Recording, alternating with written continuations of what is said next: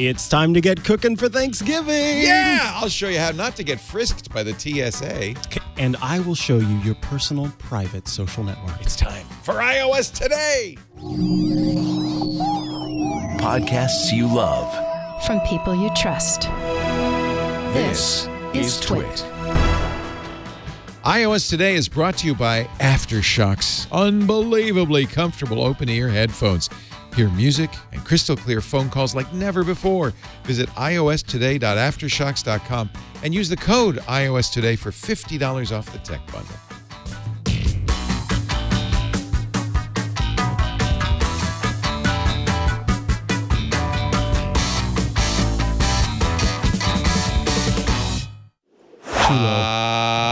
iOS Today. Hello, everybody.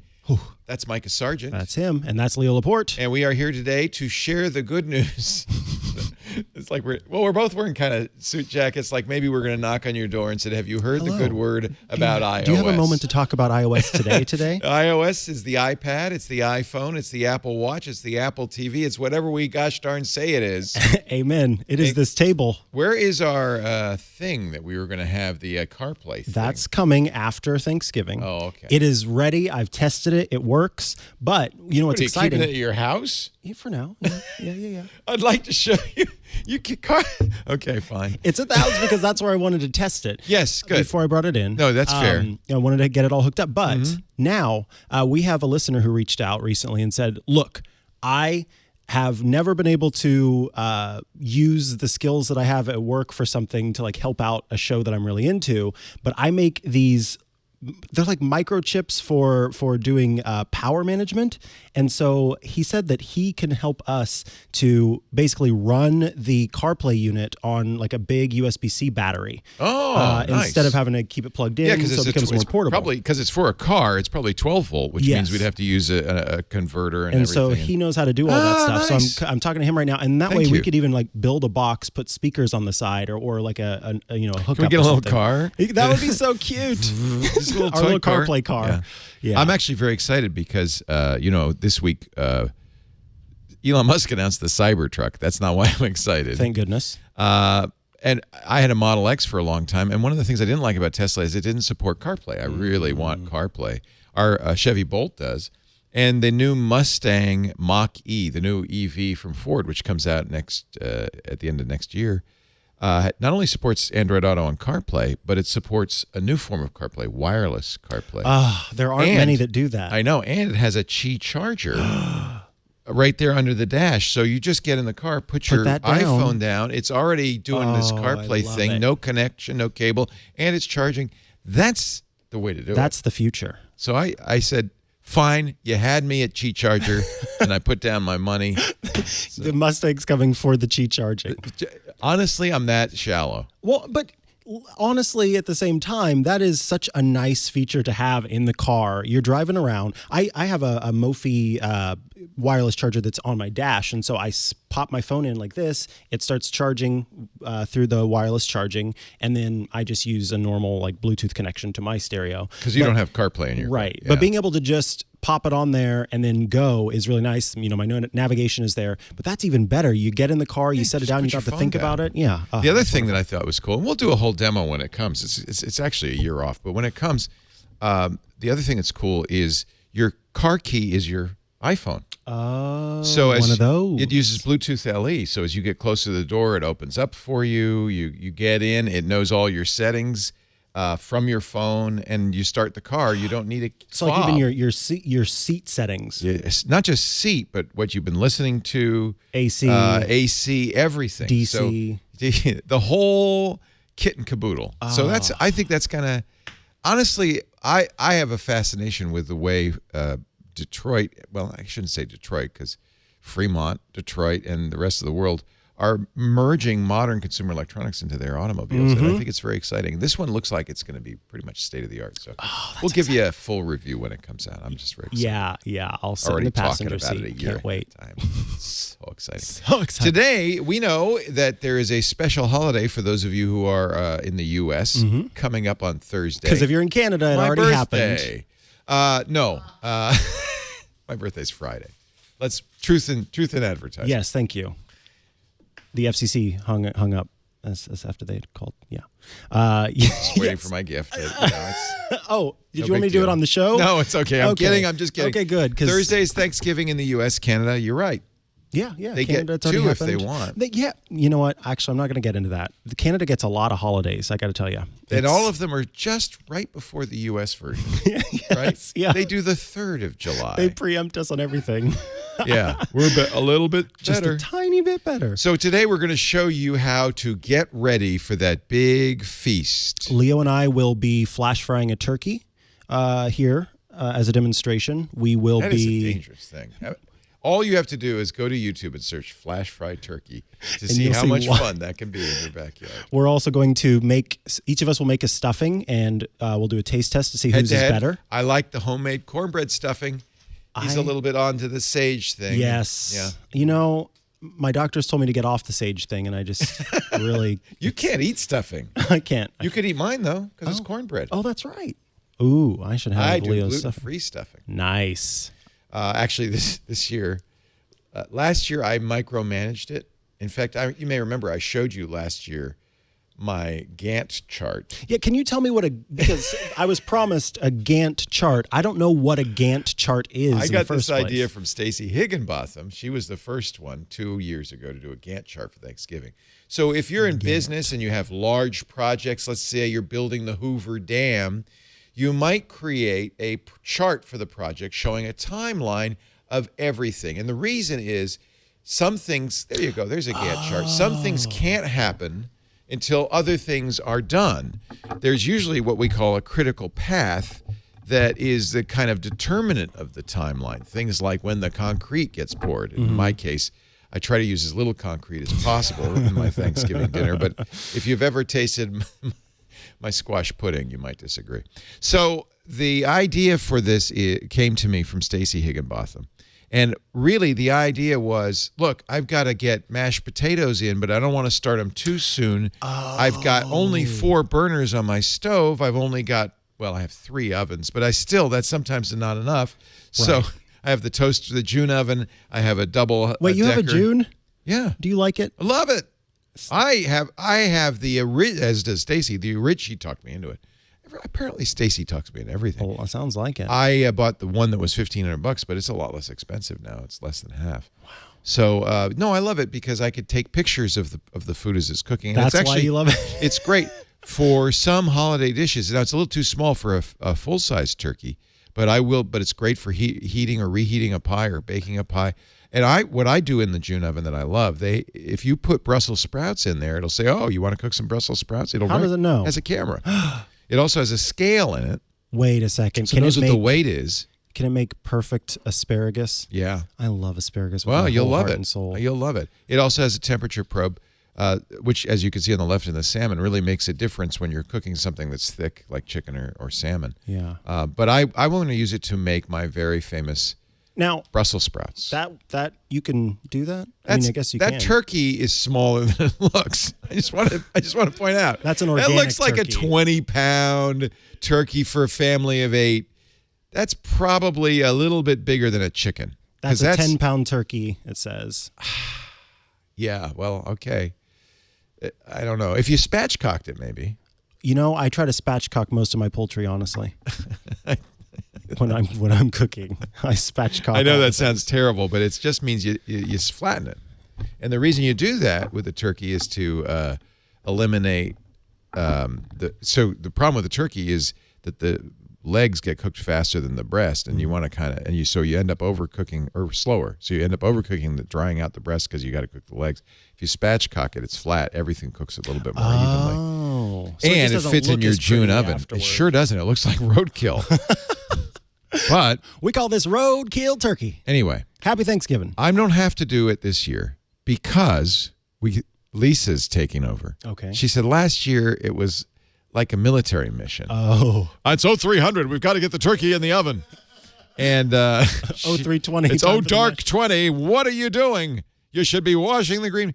She didn't like it. Right. So this time we're doing it really simple. We're not even doing a turkey with any bones in it. I forgot they genetically engineered boneless turkeys. It's just turkey Turkey loaf. loaf. It's a hunk of hunk of burning turkey. Loaf. And we're doing a ham. And then it's potluck for the rest of it. But she said, I'm doing the stuffing. I said, oh, good, because I can make my famous cornbread stuffing. She said, yeah, that's horrible. We're doing stovetop this year. No, that's like from a box? Yeah. No. Yeah. No. She says, I grew up on it. My family loves it. We're doing stovetop. So I don't really have a Gantt chart for this year. Can you just make your secret stuffing? I'll make it for you. Yeah, your stuffing could be on the down But that's low. one where you do need a Gantt chart because you have to cook the cornbread. And, of course, I do it in a cast iron cornbread skillet. Like you should. As one does. And then you have to dry it out in the oven because you don't want a moist cornbread for stuffing. And then you crumble it, and then you can make the stuffing, the dressing. And now you eat meat or no? I forgot. Yeah, I do. You do. You just don't eat gluten. Correct. And since cornbread has no gluten, there's no flour in it. This would be a perfect dressing for you. So I will make it just for you. We'll see. Better than stovetop, though. Come on. So last year, I did my Gantt chart. You can use, I was going to use the Omni Project. Like Omni Outliner, what's Omni Project? Is that it's the To-Do Manager. Omni Flow? No. Well, let me see if I can find it. But it has kind of that kind of capability. But I decided after spending hours, more time than I would cooking it. Yeah, you spent more time making the Gantt I realized chart I could OmniFocus. OmniFocus. I realized, probably the best thing to do would be just do it in Notepad. And so I did it in Apple's Notes. Okay. And it worked out just fine. I printed it. I taped it to the refrigerator. I love that. But if you've got a heavy-duty project, of course, OmniFocus is a really great tool. Not a cheap tool. And not an easy tool in some ways to use because they've put off so many features in here that it's actually complicated. And sometimes I think people love tools like this because they can mess around with the tool instead of actually getting things done. Yes, that's a real deal thing. Yeah, you can totally do anything like that. This is really designed around getting things done. So if you really want to get something done. Now, what we did if you really want to get something done, then get something done. Yeah. What we did this year is an Evite. Oh. And one of the things that's great for Thanksgiving, one of the great things about Evites, and that's not an app, it's just a website. But one of the great things about Evites is you can do a potluck and say, who's going to do this, who's going to do this, and people can do it and check it off. Evite has that option, and so you can check I think up on you the might, list. Yeah, Lisa, I got Evite Pro, so I think she might have. I don't have it. I don't have her account. I probably wouldn't show it anyway. But that might be what she's using to keep track of that. It looks like you do it with a regular Evite, which is nice. So yeah, let's do our Thanksgiving. Should we do our Thanksgiving invitation? It's all gravy. It's all great. Oh, she bought premium. That's Let's get basted. Yeah, let's get basted. That's okay. Cowabunga, dude. Oh, there is an app for it. So I apologize. Get the app, and then you can design these. And that's a Mac app. That's a Mac app, right? That's not a nice. Yeah, it's a Mac app. Wait, that's an iPhone though. Oh, okay.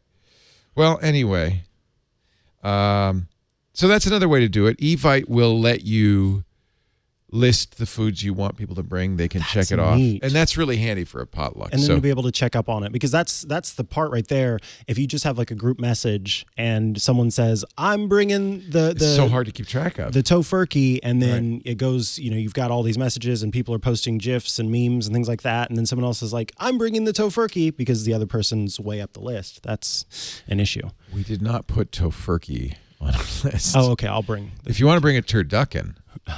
Okay. That is a turkey stuffed in a duck, or is it vice versa? I think there's a goose involved as well. Oh, and a chicken. Yeah, and a chicken. I think there's a variety of animals all now, stuff. Do they still use creepy. a platypus, or is that no? that banned? That was banned by the World Wildlife Federation. Oh, darn it! Not to be confused with the World Wrestling Foundation, which also banned. They banned it as well because it's a terrible idea. So those are my two, and I'll give you one more tip. Okay. Before we go, before we go, we've done a great show. I think before you go, before it's your turn, I don't want to monopolize it, but somebody in the chat room pointed out. Dan Fracas just tweeted that my recipe app of choice, Paprika. Yes, I was hoping you were going to talk about this. I was going to shame you if It's you didn't. it's the best thing. Well, in fact, I wonder if I have a stuffing recipe. Oh yeah, cornbread and sausage do you stuffing. Use sausage in yours? I do. Oh my God, I have to have this. Well, it's easy enough because I got it from, and there's even a link in here, Cooks Illustrated, right? See, I'm a member, so in my headcanon, you made this. You came up with this recipe. I wish. I'm just going to pretend. No, I always use Cooks Illustrated. That's the America's Test Kitchen, so you know that's going to be good. Are they related to Sports Illustrated? No. Oh, I thought actually, the one thing that I really company. like about Cooks Illustrated, they don't have ads. But the one thing I don't like They is have that lots of means Brussels sprouts. You have to pay for it. So anyway, I will log in.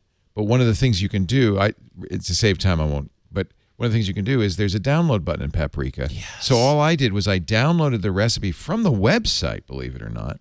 Let's go back to my recipe box, and it automatically. And I've showed this before. It automatically took the ingredients, took the nutrition if it's there, even took the picture from the web page, and just created what is a real recipe card. And the other thing I love is if I say, I want to make this, I just added this to my grocery list. And notice it's sorted breads and cereals, so it's easy, dairy, meat, to put this together. So these are all the ingredients. And yeah, let's add that to my grocery list. So now that's on my grocery list, so I can go shopping for Mikah's cornbread and sausage stuffing. But the real reason I'm mentioning this, because I've talked about it so many times, and I know you're bored to tears, Paprika app is right now 40% off for iOS, 50% off for the Macintosh. Dan Frakes just tweeted that. And that is such good news because it's not expensive anyway, but now's the time to buy it. What a great app. And they're smart to do it for Thanksgiving. Absolutely. Yeah. And, I was going to save this for later on in the show, but while we're talking about Thanksgiving deals, this is wild, in my opinion. Everybody needs to go right now. If you have an iPad, go right now to the App Store and get Pixelmator Photo, which is available for free in the App Store right now. They've made it completely this I don't free. get. It was $5 when it came out. I thought that's as good as free, but now they've actually made it less expensive. Yeah, highly recommend this. And they're doing a deal right now with Black Friday where Pixelmator Photo is free, normally $4.99. Do you have to buy Pixelmator Pro? No, it's just completely free. You can go to the App Store and everybody should get it. Pixelmator Photo. If you have an iPad, get it. You must. It's today really amazing. Only. Today, yeah. I think it's until Black Friday. Okay. This is a crazy time. It really is. No, it looks like it says today only, November 27th only. Oh, yeah, that's right. It's 24 hours. I forgot about that. Yeah. So you've got 24 hours. I'm sorry if you're not watching this live because... Yeah, you may have missed it. But I tweeted it out. And so, yeah, if you didn't see it there either, well, you can follow me, I guess. I used it a lot on our trip, actually. Yeah, it's great. Really... So anyway... Get Paprika, get Pixelmator Photo, OmniFocus if you've got a very complicated Gantt chart you need to make, and Evite if it's probably too late for this Thanksgiving, but for future reference, Evite is a great way to invite people to potlucks. Nice. I wanted to start with Pinterest. It's an app that a lot of people know about. It's an idea app. It's an idea app for generating all sorts of brilliance, which I think the thing about Pinterest, people sometimes think, well, I don't want to spend a lot of energy putting together pin boards and and actually I have done that. I'm an utter leech on this site. But I'm a leech. Yeah. Yep. You can just join it and read other people's pins, and that's good enough. And obviously that's why they put them up there. I love Pinterest for that. Yeah. So my sister, she's an incredibly creative person, and she uses Pinterest as a jumping off point for a lot of the stuff that she does. She really likes to decorate for the holidays and whatever holiday it happens to be. And so I know that over the past few days, if not a week or so, she's been scrolling through Pinterest to come up with ideas for ways to decorate for Thanksgiving. See, that's kind of funny because she's collecting stuff from Pinterest. She's not putting new stuff in. Correct. She's also a leech, yes. It's a higher order leech. Yes, it is. Because instead of it just being sort of that's kind of nice, it goes as far as to be an actual action. Vegan butter chicken sounds good. Yeah, so I've gotten a lot of good vegan and vegetarian recipes from Pinterest. But this is a great way to... Because I also like to decorate. And when you're thinking about, people coming over for the holiday, maybe it's your first time hosting Thanksgiving at your place, or it's your 100th time and you want to do things a little differently. You can find things like inexpensive ways to sort of prepare your table for Thanksgiving. You can find recipes on here for things. You can find ways to sort of rearrange your living space to open it up for more people. Everything you could possibly want is on this site in terms of inspiration and ideas. 12 DIY house holiday decoration ideas that are easy to do, for example. They're never easy to do. By the way, people, they say, oh, it's easy, quick and easy. I watch it. I watch Martha Stewart, quick and easy. Never. If there's more than 2 steps, it's not quick and easy. So it's kind of fun, too, to go. I'm just looking back at my old Pinterest. 7 years ago, my new apartment. These were all things I wanted to have in my new apartment. I have that. I have that. I have that. That looks like a very soft bath mat. It's very soft. A memory foam bath mat. It's so soft you probably stumble. I worry about the memory foam. Does it absorb water though? Yeah, it gets a little heavy. Yeah. I didn't get this. The lounge table with bendy legs. I think it's pronounced long. Mm-hmm. I heard someone the other day say chaise lounge, and I thought of you. You thought of me? I thought of you. You thought of me and my pedantic corrections? Yeah, but here's another one. This is actually this is good. This is good. That's a beautiful briefcase. Somebody could get me that for my birthday, and I wouldn't be unhappy. Hint. That's another thing to use Pinterest for, by the way. You create a pin board and then send it. Yeah, you're like, oh, I'm just putting this out there. These are just some things I like. Things that I really like. A few things I like. In fact, I know folks who, so for example, I had a friend whose boyfriend got a Pinterest account that was not his name, but was just, a random name to follow his girlfriend at the time, my friend, to learn about what she liked so that when he proposed, it could match up with her interests, her Pinterest interests. Sweet. Yeah. So you can kind of be sneaky there too. Yeah. But yeah, just head to Pinterest if you don't have an account and give it a go, because even we're just scrolling through, but I can go in and type in, for example, let's see, what do we want to do? Thanksgiving decorations is the second one. There you go. I don't want to create a board. Oh my God. That looks so simple. That looks very simple. And you can give those out to the kids as treats. They got M&Ms in a net bag and I don't know how you make the turkey cheese head. ball, pretzel stick, crackers around the outside. That's brilliant. So any of that. When I look at this though, see, maybe this is just me, but I think, that's great. The guests come in, they see that. And then they start eating it, and the turkey head slides sideways. There's big gouges out of the side of its body. It doesn't take long before that looks like a horrible nightmare. Well, doesn't all food look like a horrible nightmare by the end? I guess that's true. And also, as long as you got your photo in before that happened, then you're good to go. Yeah. And this is smart. See, I have a bunch of these. I have a bunch of these hurricane glasses. Oh my God. And I never know what to do with them. What gourds in the hurricane glass? I just need some gourds, some tiny little gourds. What's going on there? Why do you're liking a person on Pinterest? Yeah, I don't know what's going on here. Yeah, well, just for some reason, Gwyneth Paltrow is showing up as a goop. I must have gone through a goop phase. Oh my God, I'm getting so many ideas. I really like these easy decorations. So it's a trap. I think for a lot of people who don't know this, Pinterest is a really great social network. And I think people don't realize that. And, we're always looking for something. See, to me, what social media, Twitter, Facebook, Pinterest is all about is just something to do when you're sitting there. Maybe you're watching TV, the show's not that engaging, or you're sitting at the DMV waiting for your number to come up. Yes. Pinterest is perfect for that. Perfect Pinterest. I agree. Because it gives you, it's diverse. It's like a magazine that's all pictures. Yes, basically. And some videos even.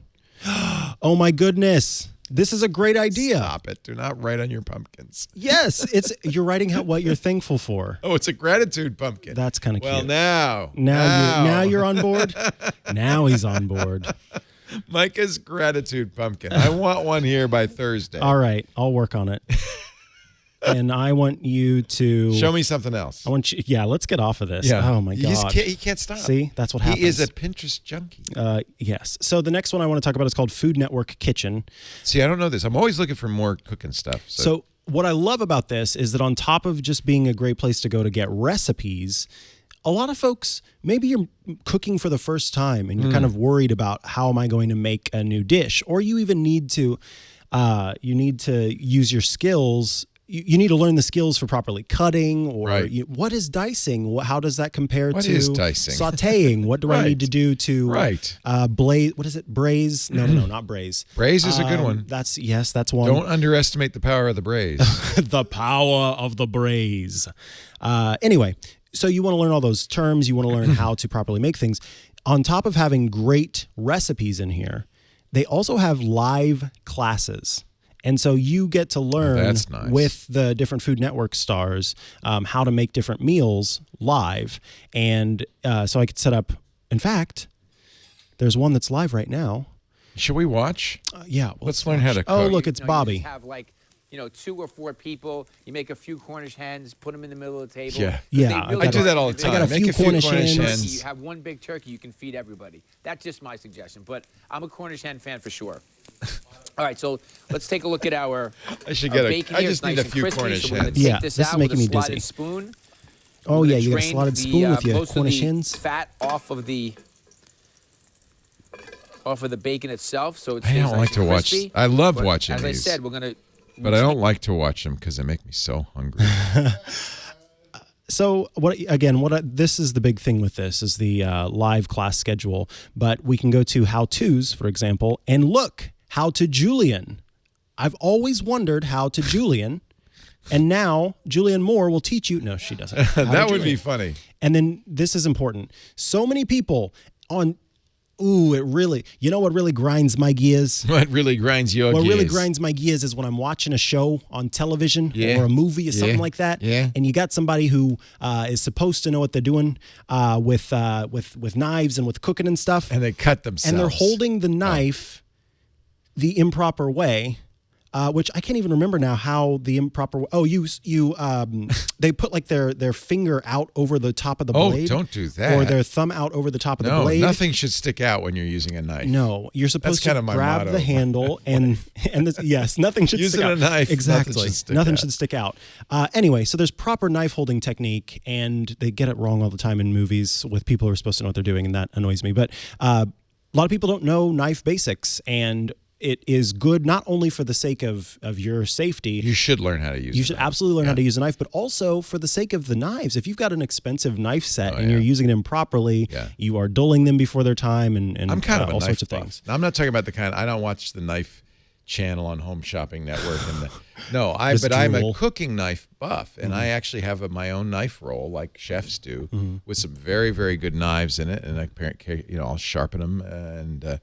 I think it's important because a good sharp knife is actually safer. If you know what you're doing. Yep. And then there's the other one that I want to talk about just right here. There is a very easy way to cut onions, and when I learned that way to cut onions, it was life-changing. And so they have an onion how-to here that also talks well, I don't know if this one will. I shouldn't say it also talks about this. But there's a way that food handlers especially, onions will make you cry because it's not that the gas that you're offing from the onion. This is the thing. It's not the gas itself. Oh. When the gas hits your eyes, it mixes with a protein that is in your eye to create a sulfuric acid that will actually burn your eye. When the gas hits your eyes like a big onion pie that's sulfuric. So the only thing I know. So what do you do to avoid that? You soak because there's so many weird, crazy things like you hold it in your mouth. I don't know about all that. Piece of bread in your mouth while you're cutting onions. It just makes me cry. So it's actually sulfuric acid. No wonder your eyes are tearing up. Yeah, because what do you do? The gas mixes with the fluid and mix that. You soak the onion in water for a little bit beforehand, and so essentially the outside layer. It's not producing acid as much, or producing the gas as much, and then you can cut it down. When I was a young man learning to cook in the kitchens at Yale University, the chef, great French chef, he said, "Leo, there's only one thing you need to know about peeling an onion." And I was peeling a lot of onions because I was like the sous chef. Mm-hmm. He said, "An onion is like a woman. Oh God! You start at the bottom." And I didn't know what it meant. I still don't know what it means. What part of the onion is the bottom? I don't even know. But I will never forget that advice. Does an onion have a bottom? It's my first question. And I don't understand. You start as I started at the bottom. Now, you asked me about my June oven, and I just wanted to show you that I really do have a June oven. This is the June app. It's not on the iPad. There's an iPad version, but I don't use my iPad. So I can even go back in time. As you can see, mostly what we do at the June oven is toast. But let's go back and say I had some chicken breasts. I can watch a video. This is from when I cooked the chicken. There's no reason in October, for this, but I love it. I can watch it. Well, there was a reason. Okay. And there might be a reason for your Thanksgiving dinner. I wanted to have our chicken ready by the time I got home, but I was at work still. So before I left for work, I got everything ready, put it in the oven, did not start it because I could start it remotely with my app, and I can monitor it as it's cooking. And I was actually monitoring this. Well, I do want to be clear. What I'm saying, there's no reason for it, is having a log of all of your cooking, like the video. But that is fun, is what it cooked perfectly. Had it started burning, or if it weren't cooked enough, I could have controlled it remotely. So everything went well. This was using June's probe and algorithm. Just show me a piece of bread. Let's see that bad boy get toasted. It's a toaster oven, so as you can see, mostly what happens. In fact, earlier today, what is it, the Maillard reaction? Earlier today, this toast got toasted. Look at the nice golden brown hue. Oh, it's getting a little dark. Whoa, I don't know. That was a little dark. I might have to adjust the June oven. But you can see mostly, because we use it as a toaster more than anything else, mostly it's bread slices.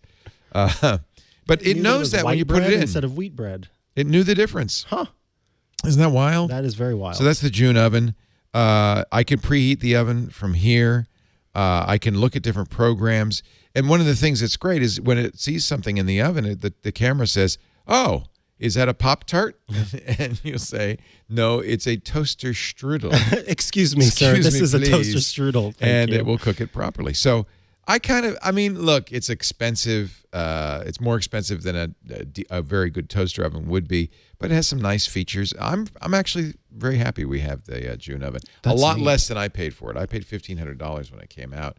They now have it out. What is that for? What's a gourmet package? What are you getting with that? Well, you get a little extra doohickeys, more accessories. Things to put inside of it. It's not a better oven, I don't think. I think it's just more doohickeys. I love it though. It has a scale in it, so it knows what the weight of the food is that you put in, and so it can adjust its algorithms based on that. Great for making cookies.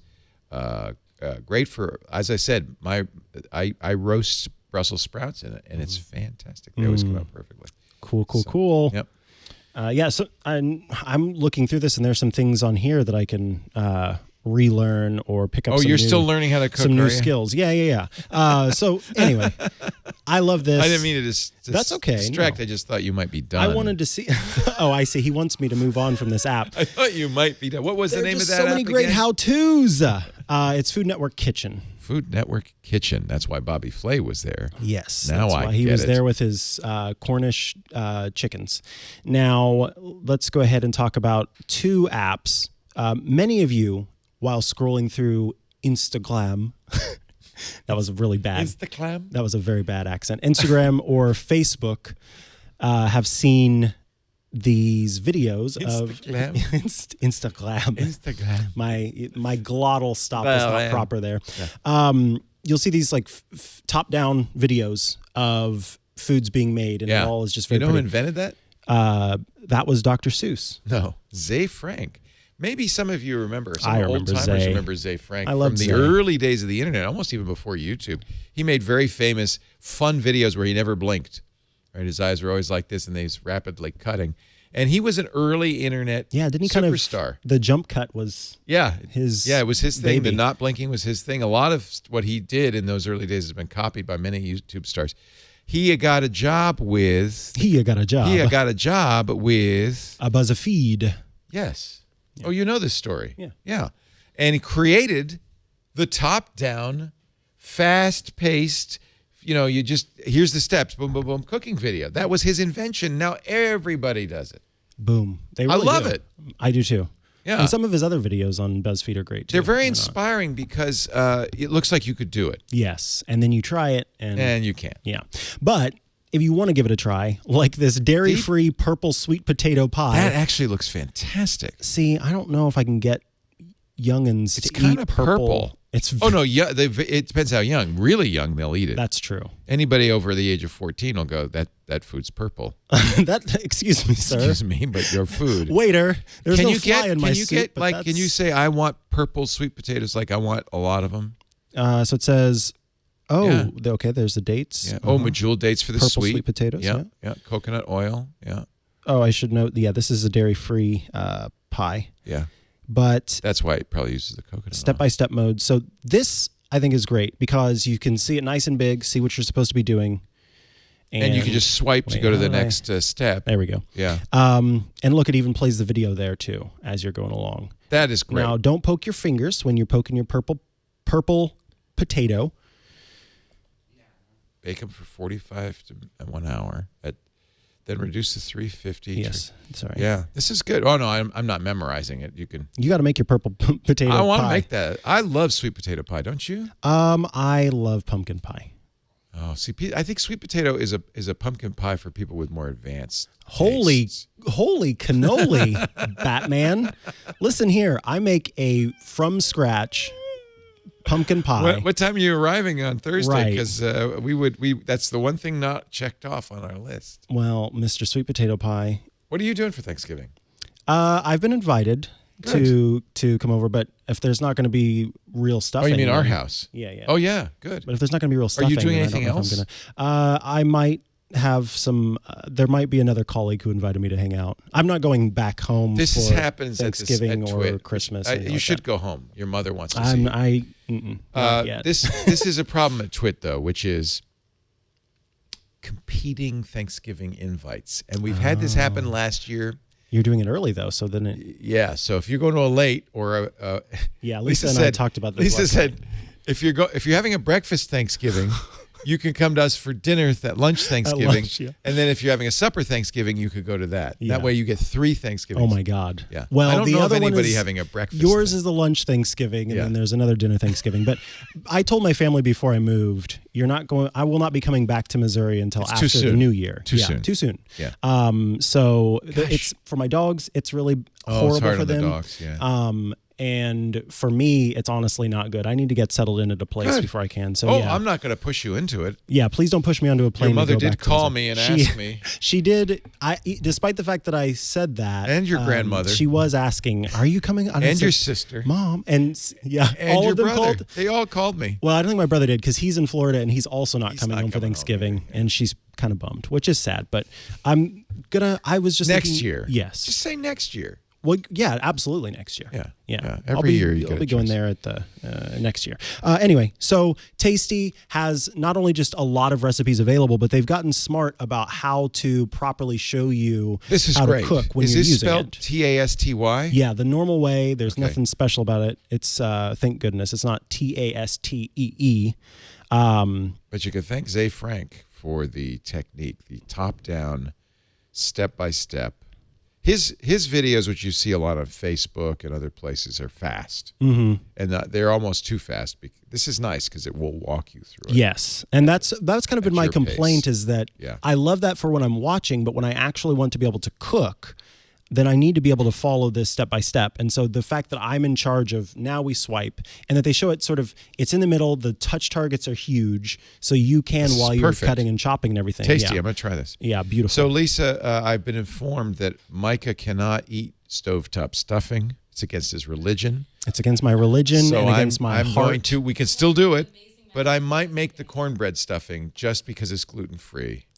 And you don't mind a little sausage in there. Oh, sausage is great. Yeah. Okay. Up next is the Yumly app, which I've talked about before. Love the Yum. Yum. And the reason why I love this app. This is the prettiest cooking app. It's very pretty. Yeah. It is very pretty. My favorite feature, the handiest feature for me, is the search functionality.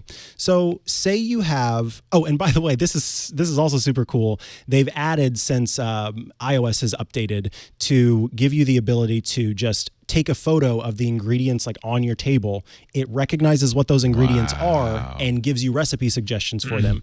But even before that feature was added, what I loved about the Yummly app was I could type in, so I go into my kitchen cabinet and I see I have, I don't know, give me tartar something. sauce. Tartar sauce. Bacon. Hold on. It's tartar sauce. I shouldn't do that to you because there's no way. And Wait, I can't. Now I'm trying to remember how. Cabbage. Okay, tartar sauce.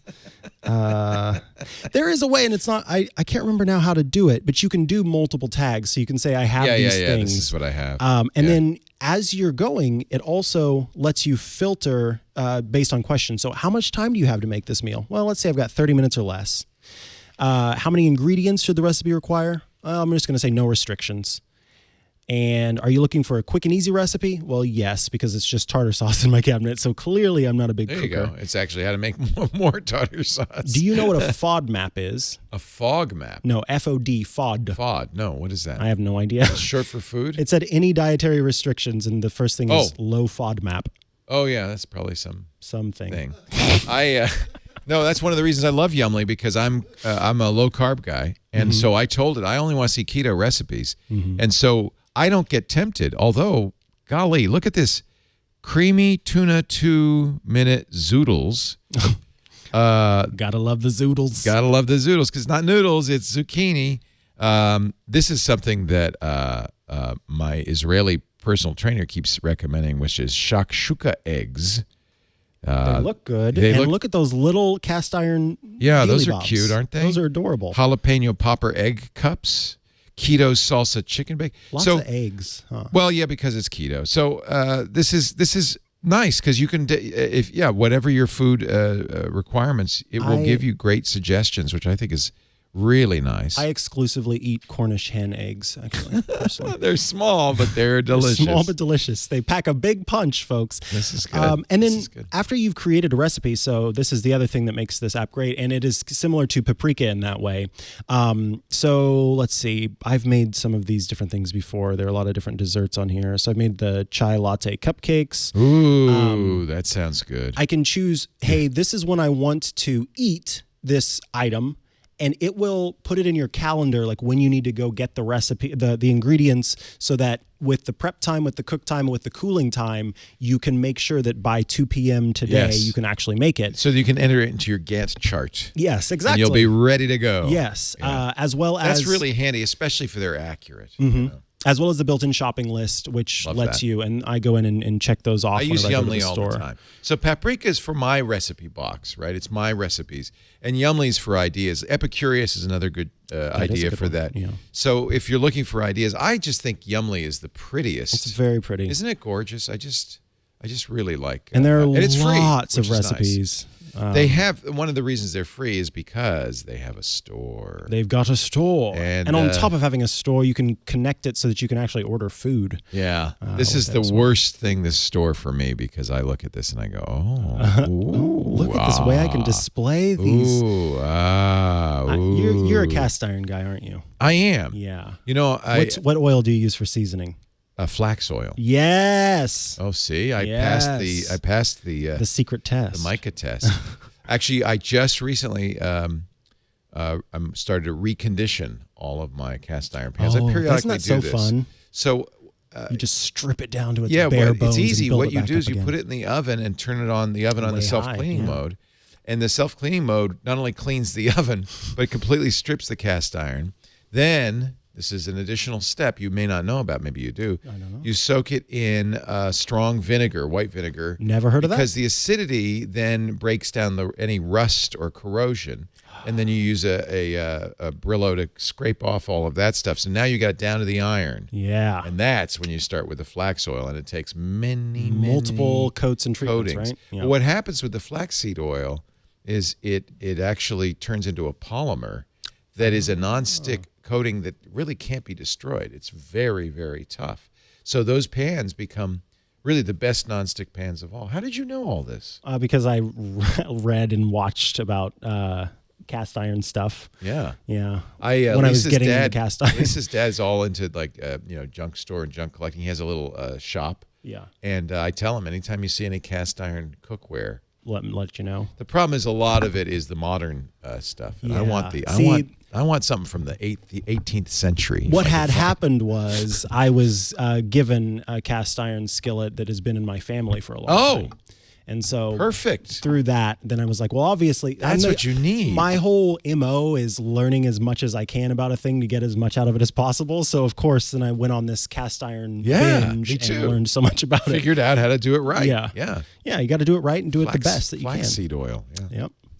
All right, so that is Yumly, and then we already covered Tasty. So the last thing that I want to talk about is an app called AnyList. Oh, I don't know this one. So AnyList it seems to be a very highly recommended. I was doing some research which involved mostly going Thanksgiving apps and different versions of that to see what other people were recommending. And AnyList showed up so much, and that is because of its easy ability to share lists across different family members. It's so funny. This is a category. Grocery list seems like such an easy, simple thing, and yet every year there's a new contender, and a lot of the old ones fall by the wayside. Here's the key on this one. I just noticed it.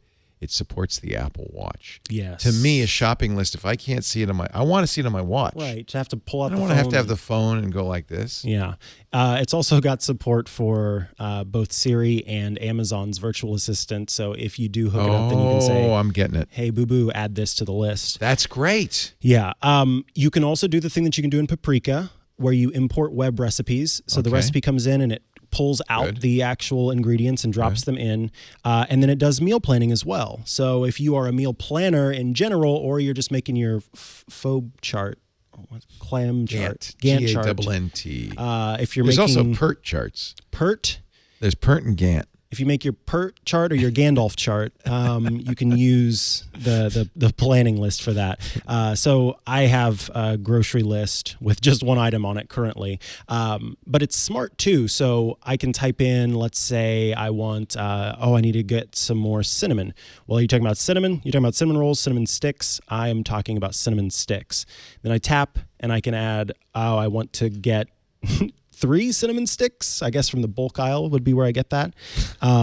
And then I can change the name, the quantity, add photos. I can assign it to a specific store. So if I know that I have to go to multiple stores for different things, then I can say, Cynthia, can you go to Hy-Vee, and Billy Bob, can you go to Target, and I will go to Walmart. And so each person can go to a store, and you can also edit prices. So if I know that if I have a relative idea for what the cost would show, then I can do that there. But when you assign a store to, if you upgrade your account, then it'll actually pull from the web the prices that are available online. So this, Mikah, I got your cinnamon sticks. Oh my God, those are. When you said 3, I thought 3. I thought, no, you mean 3 bundles of cinnamon sticks. Look how long those things are. Oh my goodness. That would actually help with my nasal That'd be issues very like good. that. You could put those in every drawer. A little bit and then, stuffed and then up you'd here. smell like cinnamon when you came in the room. What is that? You smell like a Christmas pine cone. You smell like a snickerdoodle. What's that right next to it? Is that hops? God, this is in Dubai. This is the Spice Mart, Spice Souk. Who knows? Oh, that looks like chamomile. Oh, it does These are look like chamomile flowers. Speaking of chamomile, yeah, I have a dog, as you know, but I have one dog who he's weird about the smell of chamomile. And what I mean by that is there's a thing the dogs will do where they rub their face on something to try to get the scent of it onto their body, or to rub away the scent and put their own scent on it. Yeah, like when I shampooed our dog, Ozzy, he hated smelling clean. Yeah. So he'd go roll and poop. Like, let me go get this all messy again. Yeah, right. So he actually every time we bathed him, he ended up dirtier. So there's something about chamomile and Henry where twice now, I have to keep if I'm drinking chamomile tea, I have to keep it away from him because twice now, not rolling it, twice now he has gone and stolen the tea bag out of the tea and eaten the chamomile tea bag. He must need that nutrient. He just is weird about chamomile. And so then I would let him eat it. It's harmless. But it's weird. I don't like that he's... Well, and plus it's got paper on the outside, too. No, yeah. Open up, get a few, little bit of and open it fiber. up. Or you just go to Dubai and get it in bulk. Yeah, I'll do that. Let me fly to Dubai and get him some... It's worth it, Yeah, let me but tell you. he gets really weird about it. He loves the stuff. And it's like, Henry, can you stop? That's interesting. Maybe it's like catnip to him. Yeah, I think it is. Yeah. You know, that's what it reminds me of. Yeah. So that's going to cover it for my list of apps and services that I think are worth using. I hope you all have a wonderful, if you celebrate Thanksgiving. I know many of our viewers are outside the U.S. You know what? Even if you're outside the U.S., have a Thanksgiving. It's just you know what it really is? It's a family. It's actually the best of all the holidays. This is my favorite holiday. Thanksgiving is my favorite holiday. What's it about? It's about getting together with family and friends and being grateful. God, it's wonderful. It's the best. There's not that consumerism that's involved with Christmas. Yeah, there's no gift giving. Oh man, I love it. There is a little football. I got to warn you, there's going to be a little football along with your gluten-free stuffing. Interesting.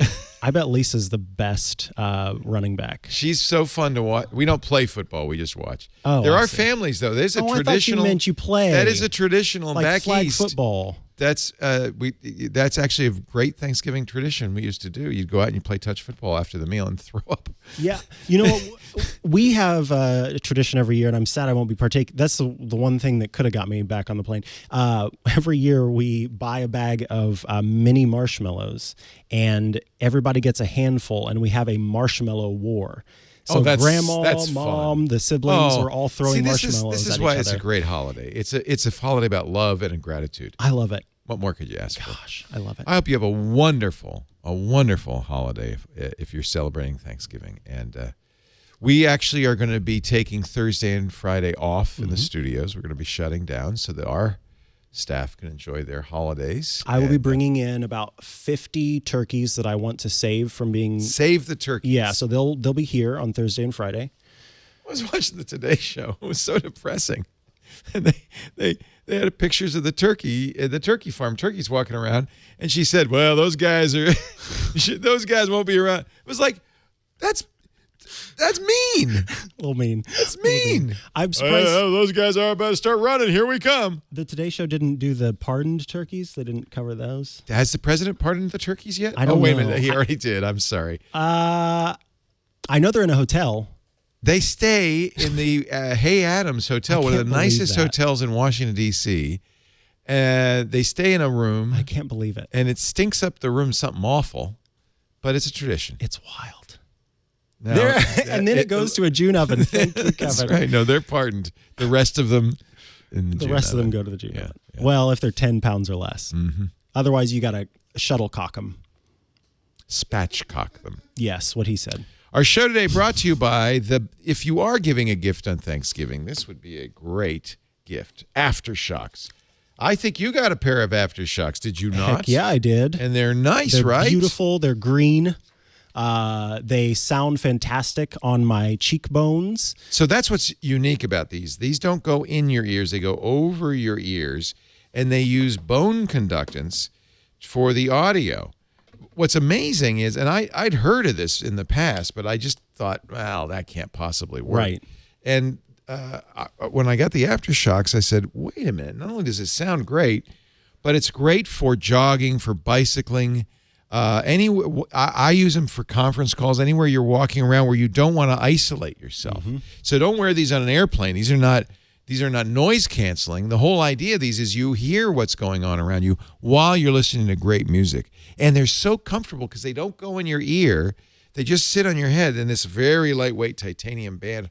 See, it's very flexible, it offers lightweight. just enough of a tightness. So you can't yeah, lose they're them. so light. They're so comfortable. I'll leave them on all day because sometimes I forget. I'm listening to a conference call and I forget. They have a microphone built in, so yeah, you can use it for your phone calls.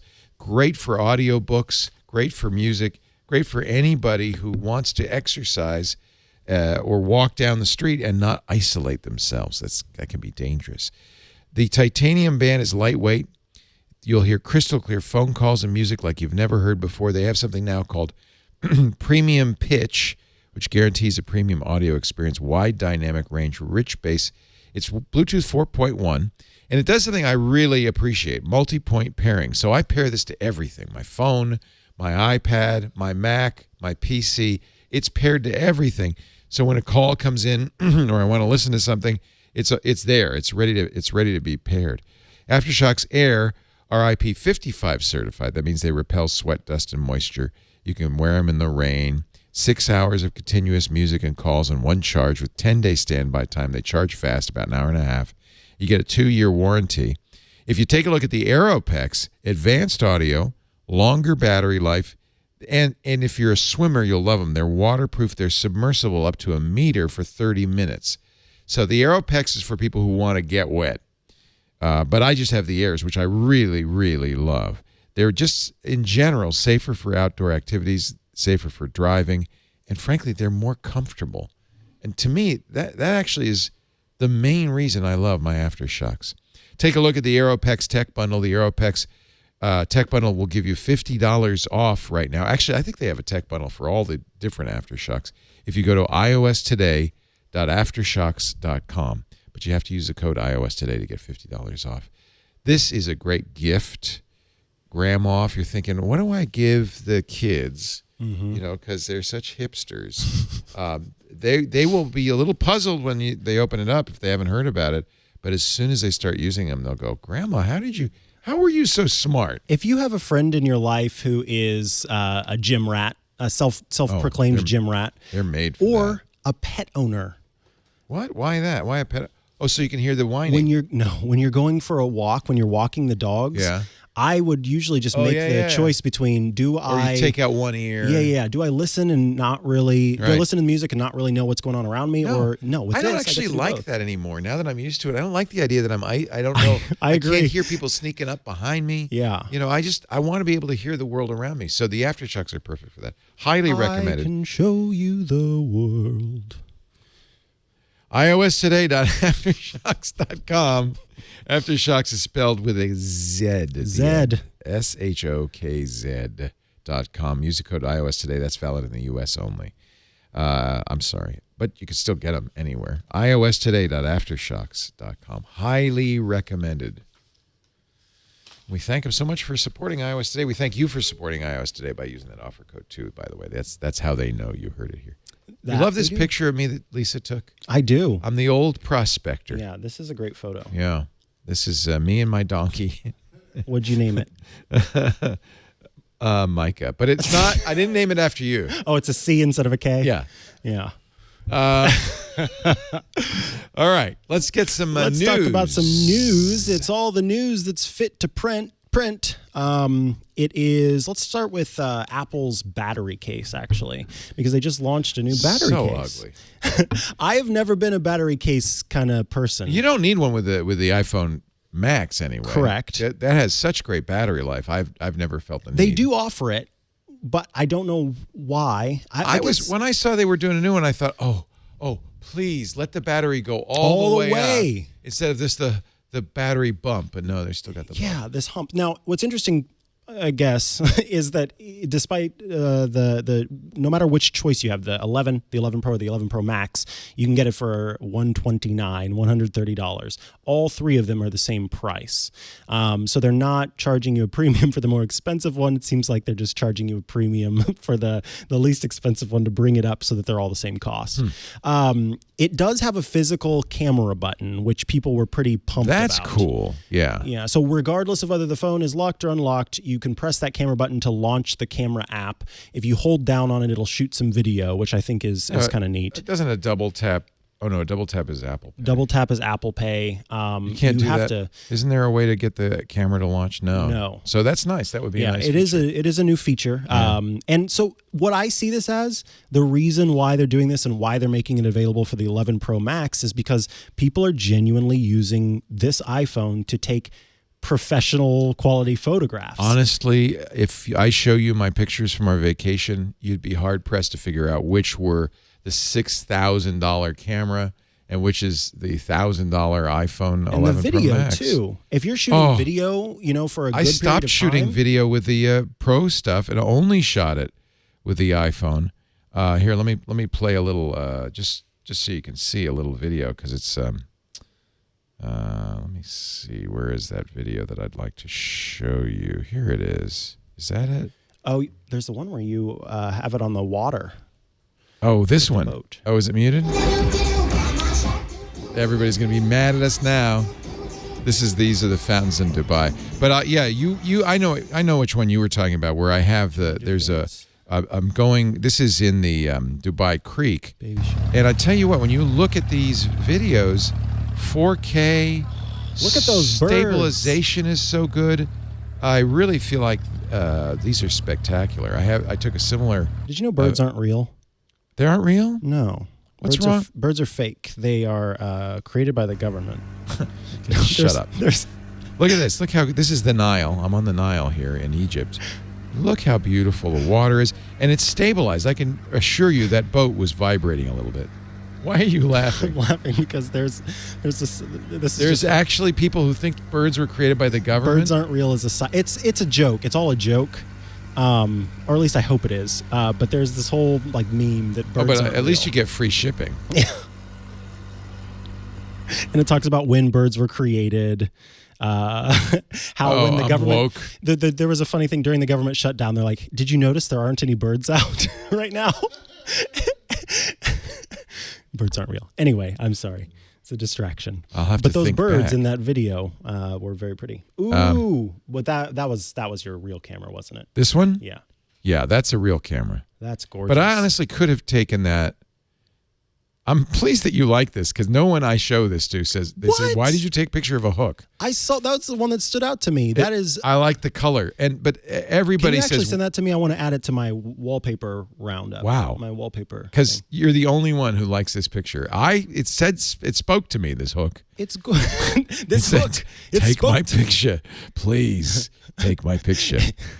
Excuse me, sir. No one ever takes my picture. I'll give you the best example. And this is actually a really challenging, I think a really challenging shot. Oh, this my is God, this I is love it. The city at night in Dubai from the 154th floor of the Burj Khalifa, the tallest, what was until very recently the tallest building in the world. So one of these is taken with the Sony A7R 561 megapixel, a $5,000 camera body with a $2,000 lens. Jeez Louise. One of them was taken with that. One of them was taken with the iPhone 11 Pro Max. I defy you to figure out which of these two photos. This is Lisa leaning out over the balcony, which you weren't supposed to do, but Lisa's. If you drop that thing in your hand, that's going to kill somebody. Well, it's strapped to her body. She wasn't going to risk it, but she's leaning out over to take that picture. I took this one with my iPhone. No. Yeah, and it's unless you zoom in and pixel peep, and then you can see, oh yeah, it's not quite as high resolution as the Sony. But as far as color, light, I think, in fact, almost all the best pictures of Dubai I took were from the iPhone. That's from the iPhone. Are you using the wide angle lens there? No, I don't think so. Let me look at the info. How do I get the info? Speaking of the info, there's an app, a great app. It's called Metafo. I've always pronounced it Metafo. Yeah. But Metafo. And it's a great app that has an extension that basically allows you to look at not only everything that's in your metadata, but they've just added the new feature that shows you, people don't know when the sweater mode option is in effect, when the deep fusion mode is in effect. Oh, yeah. And so this can show you deep fusion. Oh, that would be handy. It also shows you, let me pull this up. Because these are, really by the way, quickly. these are deep fusion shots, because I did two things as I'm taking the pictures. By the way, I know they're from the iPhone because they have location info, which is something that my Sony camera does not do. Actually, that means that's from the iPhone as well. So this photo of Henry that I took with him sitting on the couch, he's claimed the couch as his own here. And it shows that this was a night mode photo. And it even goes as far as to show you that they used 10 images to create this image. I need to get that. And then there's another image very curious that about shows, that. Yeah. There was one that was 13 images used to create it. So you can finally see, okay, this was a sweater weather. I keep saying sweater weather. A sweater mode photo, or this was not. Sweater mode is deep fusion. Is Mikah's strange name for deep fusion. Actually, a lot of people call it that because Apple demonstrated it so much using sweaters. We got deep fusion halfway through our trip. Yes, you did. 13.2 came out. You even used some bandwidth to download it. I did because I was so anxious to get it. So the first half of the trip, my pictures weren't with Deep Fusion, and the second half they were. And the trick was to turn off the feature of the iPhone that grabs extra outside of the extra image outside of the image. I can't remember the name of it, but if you go into the camera settings, that the outer frame. You have to know how to do. Called. You have to know to do that. Otherwise, it actually can't and won't do Deep Fusion. What is that called? At least that's my understanding. And it's not. It's it not is very completely confusing. Clear. Capture outside. Photos capture outside the frame. Wait, you have to have it turned off to do it? It must be turned off. If it's turned on, Deep Fusion can't work. Oh, that's my understanding. But phooey. Yeah, so I need to turn that off then. Yeah, because I would rather have sweater mode. But I want to download that app because I want to verify that that's the case. Yeah, that's a good idea. Yeah, now I'm gonna. That's what people have said. That's what. Here's the thing. Apple said this in the beta of Deep Fusion. Oh. And it's believed to be still the case, but I have to tell you, Deep Fusion, for a lot of the images I took, really made a difference. Well, especially those ones where you're looking for the detail there. Well, and I think that those pictures from the repainted the the repainted graves. Yeah, well, these are also in Egypt, they don't let you take your big, heavy, expensive camera in. You have to pay for a license, right? $50, I think.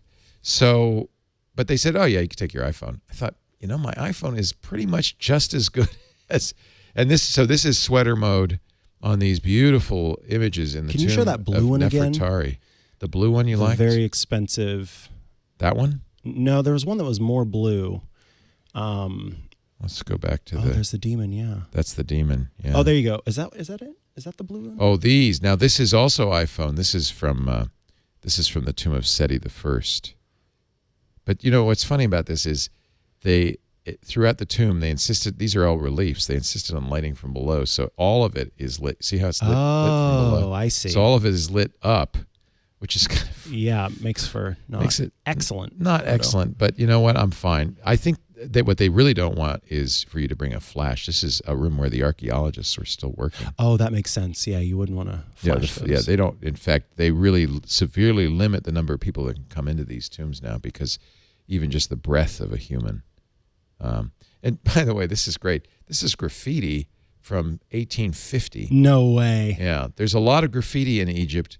And the higher up the graffiti is, the more likely, the older it is, because as they've excavated, they've gone down. Oh, and so at one point they were writing at the base of the floor. When British troops were in here, they were writing up above back in the Napoleonic era. Actually, Napoleon's troops, not the British troops. Isn't that gorgeous? Though that's beautiful. This is why I didn't mind not bringing my expensive camera in. I thought the iPhone did a fantastic job of rendering these.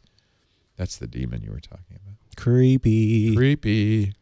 This is the afterlife. This is Nefertari in the afterlife. Anyway, I am a huge fan of the camera to the point now where I'm really wondering whether I need to bring any other additional equipment. The iPhone camera is so good. It really is. So good. So that's why this battery case, I think, makes sense as a way to keep back to the news. The video running for as long as possible or the phone running as long as possible. The fact that they included that button on there tells me that it was kind of like, oh, we're really doing this for camera. Or if you're Rene Ritchie, it's for Pokemon Go. Yeah. Other than that, for the average user, I don't think it's necessary. It's a nice soft silicone. Yeah. Nice soft touch with the weird bump on the back. Apple pulled customer reviews from the online Apple Store. This puzzles me. Now, I can't fault them for that. We very early on when we started the network in 2005, the shows were posted on a web page that allowed comments. And I quickly turned that off because I didn't want anybody to look at these comments and say, I'm not listening to that show, because there's always one or two people who hate something. So I'm not sure I fully blame Apple. There's plenty of other places you can get comments and reviews. Apple doesn't need to host those. I don't know. So here's the thing for me, sometimes they'll have Apple exclusive products. So they're products made by third parties that are exclusive to Apple. Right. Mophie's done this before. So that'd be the only place you could see a review? You could see a review of it. And that's a place where it's a bummer for me because I remember reading a review about a sleep tracker that Apple offered that wasn't available anywhere else. And the reviews kept me from buying it because they all showed that the sleep tracking was not good. It's excellent. And so what? Is it the one we have? The Beauty Rest? It's also called Sleep Tracker. Yeah. Well, I was just saying a sleep tracker. Sleep tracker. Yeah. So this is the one that was. That's not good. Yeah. And you wanted to see those reviews. It kept you from buying it. Kept me from buying it. I would have spent the money. But that's why Apple doesn't want you to see those reviews because it kept you from buying it. Yes. So I get it, but I don't necessarily like that they're doing It's not their job to discourage you from buying it. Their position is we wouldn't carry it in the store if we didn't think it was good. Right. But what if it isn't good and they're carrying it in the store? Then they shouldn't be carrying it. That's what they should do with the bed thing, but they bought the company that makes that bed tracker. So never mind. That's kind of that's a specific thing though. I get it. With the Apple Pencil, I don't see the need to have the review on there. Apple is a different, any other company does this. In fact, any other company wouldn't put the reviews there in the first place, probably. Actually, that's not true. Best Buy does. Yeah. Well, but Newegg Best Buy's does. selling third-party products. In fact, one of the best things about Newegg, one of the reasons I often buy stuff, Apple, one of the reasons I often buy stuff from Newegg is because I can read customer reviews before I buy. I always It's really valuable. Reviews. On the site where I got the CarPlay dealie, I needed to read the reviews first to make sure. I think I ended up using it because of the Wirecutter, though. So. This is why a monopoly is a bad thing. Yes. Because you can only buy the Apple stuff from that Apple store, right? So they don't have to put the reviews up. And so with the Apple stuff, you're getting reviews from the people who they send the stuff out to. That's fine. But when it's a third-party product that's only available from Apple, I need to know you're right. what's going on there. Like that's Sleep Tracker. So I checked that this morning with the charge pad to make sure. There's a Mophie charge pad that only is available at Apple. I went there to check it to see if there were reviews, and no, it wasn't there either. So that's a bummer to me. Now, this was an interesting thing. We talked about this on Tech News Weekly. Apple's sort of reworking how they work on software going forward. This is Mark Gurman's story in Bloomberg, and I was kind of shocked to read this. I'm not surprised. They basically it's Apple internally only. This was not, this is Mark's scoop, but internally only. Apple has acknowledged to itself. iOS 13 wasn't very good, was it? No. In comparison, was a bear. It was pretty buggy. It was pretty buggy. Was buggy. Did you find it was buggy? I did not use it.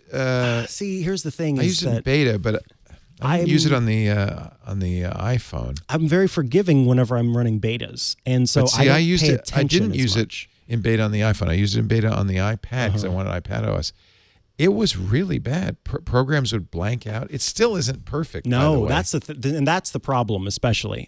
So there's a great chart in the document that shows how many software patches they had within the first 2 months from iOS 7 to iOS 13. And iOS 12 was fantastic. It had 2 software patches within the first 2 months. iOS 13 has had 8 in the first 2 months. It's been weekly. Yeah, it's been literally weekly. And at first, I saw this before, this article and what came to be known from this piece. I saw it as Apple sort of redoing the way that it does updates. I thought it was going to be a situation where, we're going to regularly roll out more updates to keep the software fresh and new. But no, this ends up being a situation where they've got kind of show-stopping bugs in different places, and they have to fix them. So what are they going to do about it? Well, they are working the internal process for how they work on features. And so one of the things internally is this sort of flag system where different things can be enabled and disabled within the company for specific features that have bugs or don't. Okay. But externally, what we're looking at is that iOS 14 is probably going to be a Snow Leopard release. And I like that. I'm a iOS fan 14, of this. The Snow Leopard releases. Snow Leopard, you remember, was merely an improvement and a fix over Leopard. They realized, we can't add too many features here. We should just make it better, and that's what they're going to do next time with 14. Yes. All right, that's good to know. And so with iOS 14, they'll be doing that, and they will be, but they did say too that it still is going to have several new features. So it's not a classic Snow Leopard release in my opinion, but there were things that they were looking forward to doing in 14 that they may wait to do until 15. This is, honestly, we're seeing the same thing with Microsoft, with Windows updates. Yeah. I think to some degree OS 10 as well. I think this is a factor of how old the operating system is. And as operating systems age, they get more and more, not merely complex, but more and more kind of tangled up. And so it gets harder and harder to make any changes without breaking, having what we call in the business side effects, without breaking things that have nothing to do with the change you're making. Right. And those are hard bugs to track down. They're hard to find.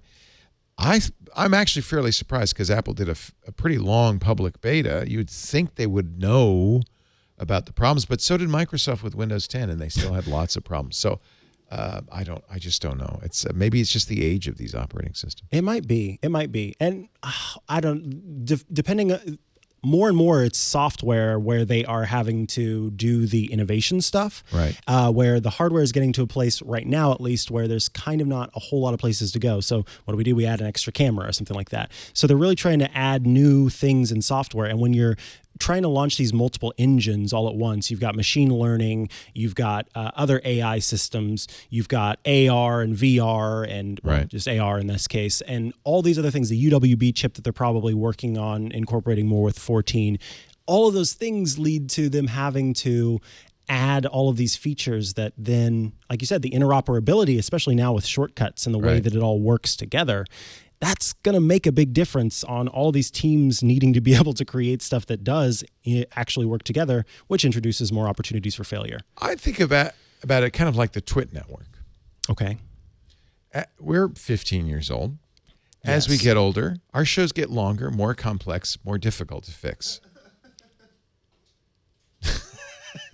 Stay tuned for the next hour and a half of iOS Today. It's time for a lunch break, and then we'll be back with more. No. Intermission. So when we get to the point where we're doing intermissions on shows, then it's gone too far. Yes. Kevin gets it. So Apple is also working on a new Apple Music for Business. I saw this. This is actually I think brilliant. This is great. Yeah. So this has been around for a while. Music. If you play music, and maybe you don't know this in your small business, if you play music, just play the radio or play Spotify, technically you're breaking the law. It's not licensed for use in a commercial environment that way. Darn it. And occasionally people, license inspectors from ASCAP, BMI will come around and say, they'll send you a letter saying, hey, we you heard owe that us. Music. We heard you owe us. Dun, dun, You're not paying dun, for it. So that's why dun, Muzak dun, exists. dun, It's licensed music, and you can buy licensed music. There's a paid licensed Pandora. Apple should absolutely do this. Apple's little slice on this is they're going to do curated lists for the store. I think love that's that cool. idea. I think that's cool. Stuff that's right for your particular brand. So you say, hey, these are the people we're targeting. Right. This is the stuff that we do. I love that idea. So Urban Outfitters can have the proper hipster music. What do you think 7-Eleven will get? 7-Eleven is a mixture between classic country music and modern trip hop. They go together so well. They do, with just a hint of whiskey jazz. Good Lord. Yeah, that's 7-Eleven. That sounds like my Thanksgiving dinner. What else? Did you know if you try to fix your iPhone, you'll hurt yourself? Oh, this peeves In the words me of mightily. Beyonce, don't hurt yourself. I thought you were going to say put a ring on it. Oh. So what did I know? See? So this is Apple's testimony to the United States Congress. Congress is investigating this whole right to repair thing. Apple said, A, we don't want consumers to repair the phone because they'll hurt themselves. B, we don't want consumers to repair their phone because, well, we lose money on it. It's not because of money. It's not because we make money on it. No, we lose money. They'll hurt themselves. They're basic. Honestly, I really think they're lying. Yeah, and that's what other people are saying. That's kind of been the other argument here is that there are a lot of critics that are going, Apple is lying. They don't lose money on their repair. I don't. And what the independent repair shops say in response is, hey, we make money. How could Apple lose money? If independent review shops can charge less and than make Apple more and make money, how is Apple losing money? Thinking is Apple's playing a little accounting game because they're including all the recalls. So remember, there have been some fairly extensive recalls for Apple products, the MacBooks for batteries. And so those costs, those are at a loss, right? Yes. They have to replace those for free. And so I think Apple's rolling the entire cost of all repairs in. And honestly, if I could have fixed my swelling 2015 MacBook Pro myself, I would have done it. And the original MacBook, you could have. You flip that little lever, take off the case, put a new battery in, close it. Cool. I think in this day and age, really, where we're really starting to worry about pollution in the environment, it's unconscionable that they sell phones that don't have replaceable batteries. I think the simplest thing we could do is say any device with a lithium-ion battery, it should be user replaceable, and the company must sell replacement batteries, must offer them. That would be a simple thing. We're not saying you ought to be. I think most people don't know how to repair their screen. Right. I do think Apple should provide parts and manuals to companies to repair them, and they are starting to do that, by the way. But honestly, why are we still making devices that batteries can't be replaced? The AirPods, they're just going to get thrown away. And that's, I think, in this day and age, unconscionable. So anyway, there's something they could fix. Yeah, but you'll hurt yourself. We don't want you to hurt yourself. That actually takes care of the news. You know what I'm in the mood for? What's that? I would like to hear from our audience a question or two. Oh, how about it? How about we start with a video from Mark in Wisconsin? This is Mark from Wisconsin. Love all the Twitch shows. Watch them all the time. My question today is regarding messages in the iPhone and the Apple Watch. I sometimes get messages that show up just on the phone. Sometimes they go through to the watch. I would like to have a way in order to be able to get a message on the phone and on the watch, regardless of the state that the phone is in and the watch is in. Is that possible? Thank you. Thank you, Mark. I don't understand the question. So I know what he's talking about. If I get a notification for a message on my watch and I look at it, then I'm not going to get a notification on my phone. It's one or the message. other. Yeah. I see. It only is going to buzz you in the one place. And unfortunately, that is by design. So there's a support document called Notifications on Your Apple Watch that Apple provides. And it says this, and I quote, where you'll see your notifications. Notifications go to either your Apple Watch or iPhone, but not both. Right. Learn when a notification might appear on your iPhone instead of your Apple Watch below. So here's how this works. If your iPhone is unlocked, you'll get notifications on your iPhone instead of your Apple Watch. So if you're actively using your iPhone or for some reason it's unlocked, those notifications are going to go there. If your iPhone is locked or it's asleep, you're going to get notifications on your Apple Watch unless your Apple Watch is locked with your passcode. So if your Apple Watch is locked, then it's going to go to your iPhone instead. But if it's not and it's on your wrist, then you're going to get those notifications there. Unfortunately, Apple has not gone another layer deep of the control that you have to decide, yes, I want it on both my watch and my phone. And honestly, I feel you, because there have been times where I'll see it on my watch, but I don't have time to respond to it right then, do something else, and then I'm wishing that I had seen it, pop up on my phone as well, so that I can deal with it whenever I have my phone in my hand. So they should turn that on. I think so too. Unfortunately, Mark, that's the bad news. But we do appreciate you sending in a video. Yeah, good question. No, and that's sometimes the answer is no. Yeah. You got to ask though. This next one comes from Keith in somewhere Indiana. I have a Shure MV88 mic. I think I got it following a Twit recommendation that I use on iPhone and iPad. The new iPad Pro has the USB-C connector. Any suggestions for connecting the lightning plugged mic to the iPad? So with the Shure MV88, I'm guessing that is a device that is... I had one in my purse, but I think I left it at home. It's awesome. Okay. It's a lightning-enabled microphone, very high quality. I actually am going to use it to record. I wonder if it is in my bag. To record video, you can have it facing out if you're interviewing somebody, cool. or you can have it facing in if you're recording something and you want to narrate it. There it is. That's it on the left. That top left there. That's the MV88. Actually, you're showing the full thing right there. And the problem is, it is a Lightning-enabled device. So in theory, you could use some sort of adapter. Lightning's does. You'd have to find out a couple of things. I'm going to guess that this is a digital audio device because it has software, and you can set the settings of the Shure with the software. So there's through Lightning, there's both analog and digital audio. So I'm going to guess it's digital audio, and so you'd need a converter that would understand. I don't know why something's talking. It's your phone. Something's talking to me. Let me just check. Yeah. So while you're checking that, this and here's the other problem too is that it's designed, that Shure MV88 is designed so that when you click it into your phone, it kind of rests stably. You could, really in theory, cool. use a dongle that converts the Lightning to USB-C, but then you've got it flapping on a dongle, and it's it's you not. Never want to be flapping. You never on want a to be dongle. flapping on a dongle. That's Yeah, the first rule of the road, and the second rule you'll learn in journalism school. Yeah.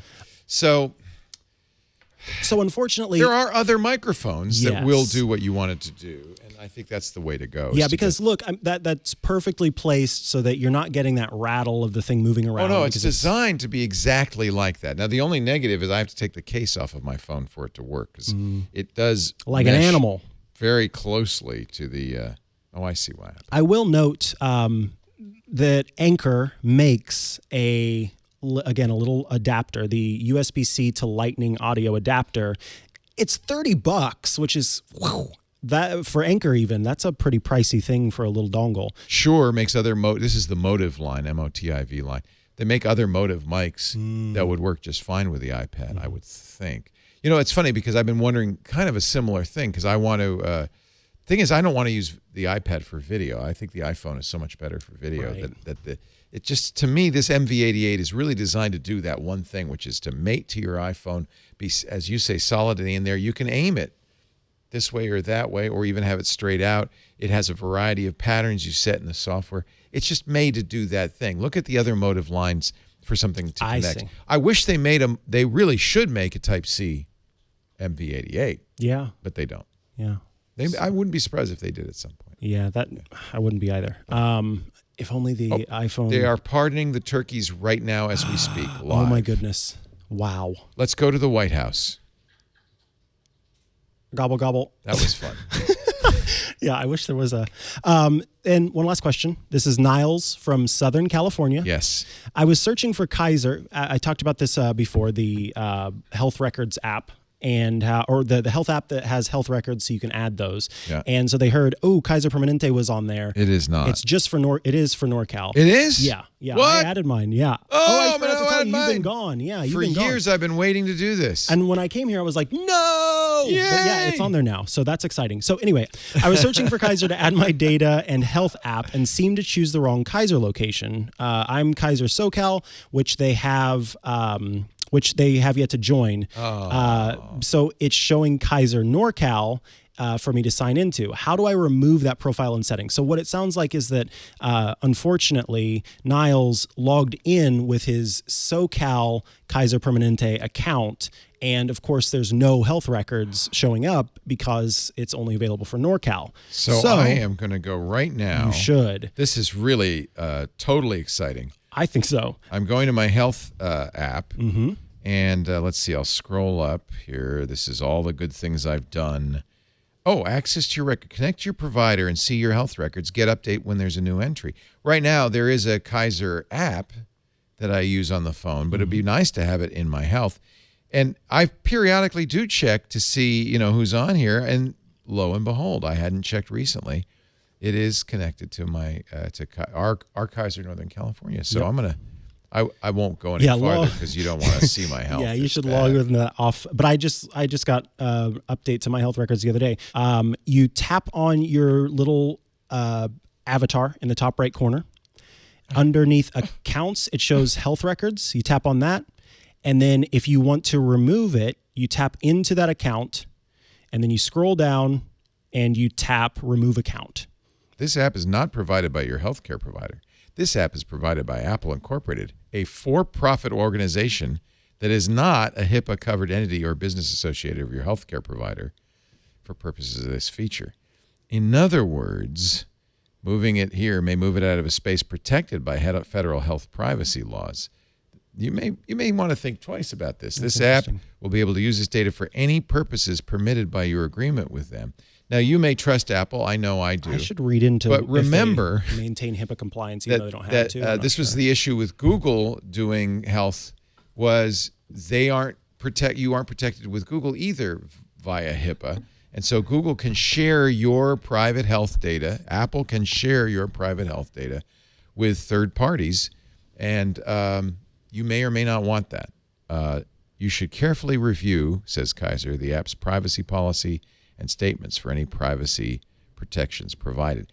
Given that I have a Kaiser app with all that information in it, I might want to think twice about sharing this with Apple.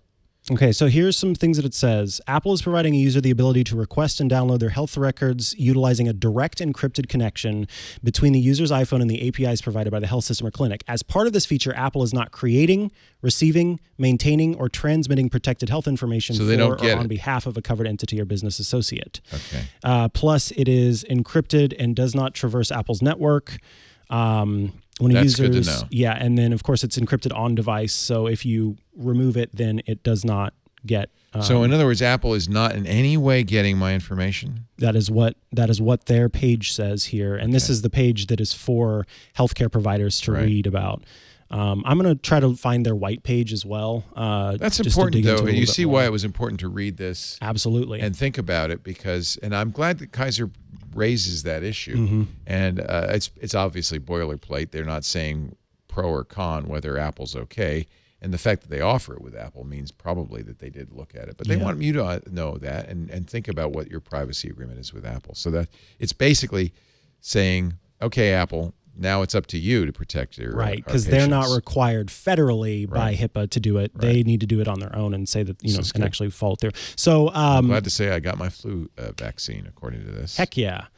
Niles, you can check in the show notes for the support document that shows this is stuff that actually does not show up in the Kaiser app. Right, and here's what they do: they link with different databases that exist, like health databases. This is what the doctor sees when I go to provide even more information. So there's medicine information. There's your blood pressure gets pulled, like all these things get pulled down that are harder to access usually on the patient portals. I didn't even know they were measuring this stuff. So I love that I have more access to the data there and can read more into what I'm doing. That's why I love the health records thing. This is really thing. kind of amazing. And see, it even shows you like the means for different things. Yeah. So when you get lab results, it'll say, well, here's what is the average or what you should be in, and you're outside of this range or whatever. Now, I do want to point out that even though Apple says, they do say that. Quote. You then may launch other apps, which I often do, that are getting information from the Apple Health app. I don't know how much of this goes into those other apps. None? There's not been a single app that's requested my health records, except for the new research app, the new Apple Health Research app, where one of the studies says, can we have access to your health records? And I said, no, I didn't want them to have access to it. Okay. But no third-party app has ever asked me for that information. Of course, they've asked for the stuff that is provided on the other side, so heart rate and activity and stuff like that. But no app has ever requested my health records, and I don't know that I'll ever give access to those to any third-party app. One thing I'm really liking is that Apple's displaying this information in a way that's much nicer than the Kaiser app in a much more useful form. You see what the normal range is, where I am in the normal range, and all of that. I think this is actually fantastic. It's helpful, and it makes it so that you can have a conversation with your doctor where you're coming to it from a place that is a little bit more understandable. Informed. Yeah. Which I think is great. Empowering the patient.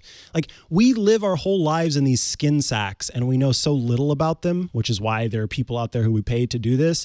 But to have a little bit more information about these skin sacks we're all piloting, I think is fantastic. It makes me feel more in control, which is what I like. So, birds don't exist. Birds don't exist. And we're piloting skin We're sex. all piloting I think we've all skin learned sex. something here. Something. I don't know what it is. But I think it's time for our app caps. All right, let's get hats on. And we've got hats that are appropriate to the time of year. Ho, ho, Here ho. in America. I am the cooked. Megan He must have is worn this. the There's some cook. foundation on it. Oh, wait. Come on, let me help you. Yeah, please. Yeah, you got to get your toque just right. Here. Here, you All open it up. Thank you. Yes, that's how it goes. Lovely. This must be a child's toque.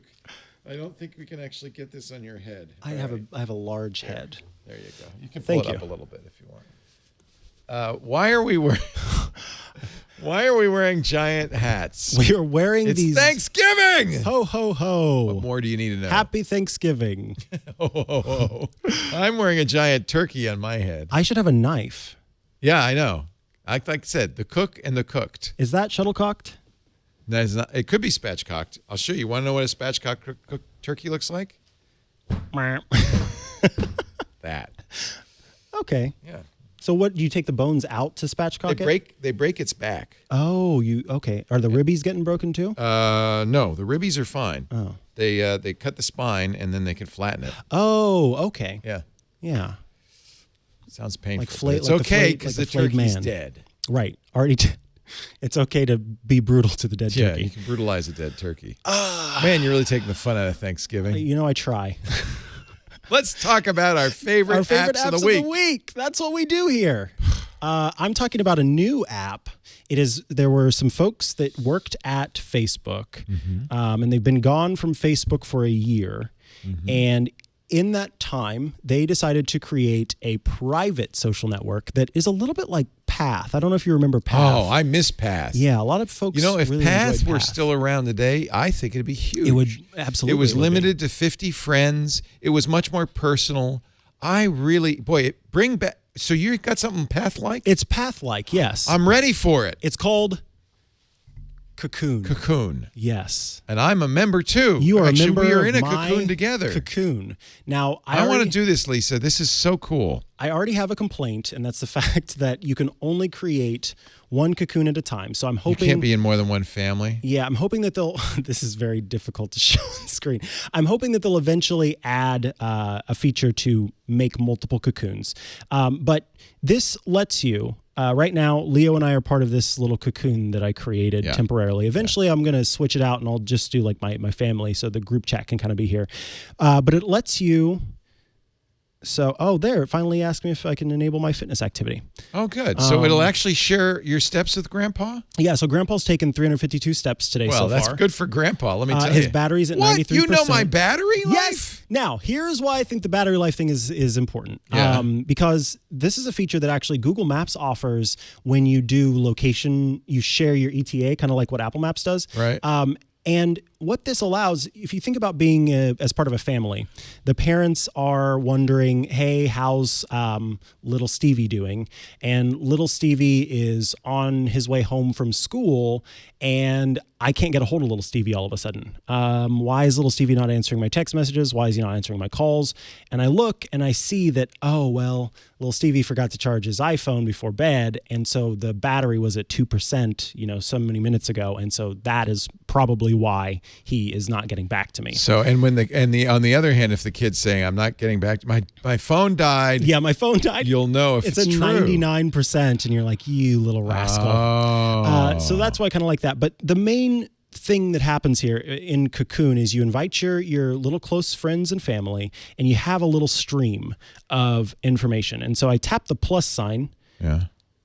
So this is from folks who did Path? That did Facebook. They worked at Facebook. Well, but so did Dave Morin, who created Path. Oh, well, so maybe they know they Dave. did work it. I can't quote that part. But what That's I can really quote interesting. is this. So I can go in here and say, maybe I want to take a photo. And so I'll snap a photo of Mr. Turkey. Maybe I will. The camera's frozen. Let me try that again. iOS 13. No bugs No at all. bugs at all. Oh, look, here comes That's another one bug. update. I actually was trying to take a picture on the trip. after the latest update, and the camera froze. The whole thing died. I had to reboot the whole phone. Oh, no. Yeah. Oh, look, you got turkey photos. And you can tap on any update to reply directly to that photo. So I can type here. Let me go here. Maybe so you let me tap see on this one of stream. those. Oh, look, it's already in the stream. Yeah. So if you tap on one of those And photos. by the way, I sent you a video, so you can send videos as well. Now I'm going to tap on the photo.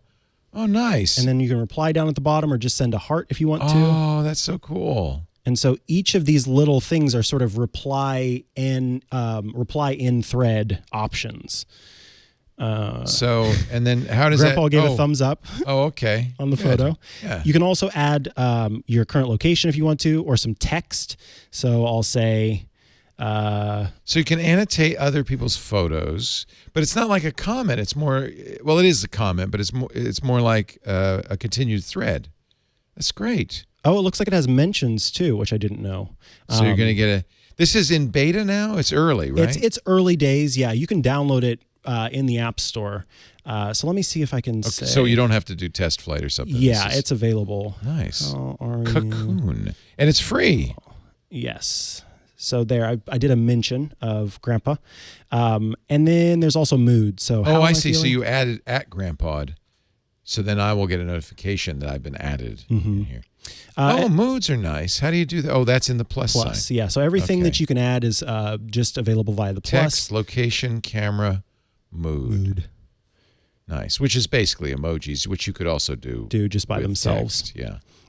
And then there's the vault that just saves all of the photos and videos that are available within your stream. So that's kind of a nice place to go to see the media. I was wondering why I had a picture of a dog on the couch, but now I understand. Yes. That's yours. That's in the vault that you put there. That was an early photo this is that I great. shared. I think we should use this for the family. That's really cool. Yeah, that's to be clear, that's what it's really meant for. Is so I would have to leave Twit Folks though to set up another one because it only allows one Cocoon at a time. Yeah, so we're gonna have to do that thing where it's like, no, you hang up. No, you hang up.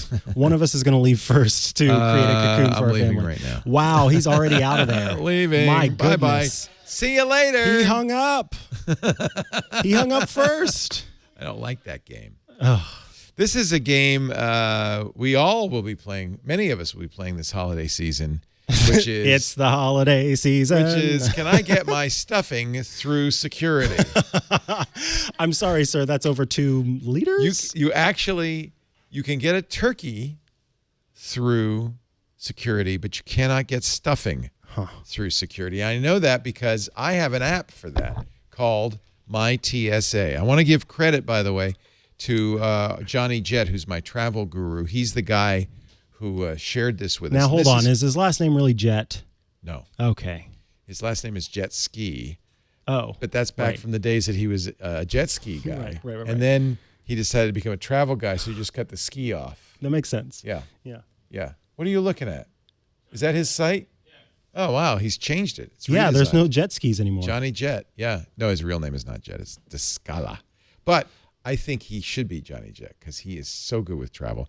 So this is the new go-to source, according to the TSA, for trusted travel information. Let's explore, shall we? We shall. All the features MyTSA oh, good. has to all offer. Of them? Learn what you can carry on, place in checked baggage, or leave at home through the Can I Bring. That's how I found out I can't bring stuffing, but I can bring a turkey. This is the most useful thing. You can see wait times at TSA security lines. What? And it is not unusual in an airport that the line nearest you is long, but there is a line a little way away that is short. Mm-hmm. Knowing that information is very valuable. And you can be a citizen reporter there, it shows. Yes. In fact, that's how they get the information because apparently the TSA doesn't know. They should do that. So in order to do that, you have to allow it to have a location access, obviously. And I am going to agree. Probably this long agreement says something about my firstborn, but I don't care. Right. So our nearest airport right now is Charles Schultz. The TSA pre-lanes are closed, but there is no wait. Well, there's a 15 to 30-minute wait at the checkpoint. So that's kind of good to know. Let's see what I can bring. What can I bring? Aerosol insecticide? No. You can check it, though. Air mattress with built-in pump? Sure, go on. If you can fit in your carry-on, you be my guest. Airbrush makeup machine? I have 3 of those. You can You can carry it on. Oh, good. So this is alphabetical, but just so let's do sabers are a no. Darn it. Safety matches are a yes.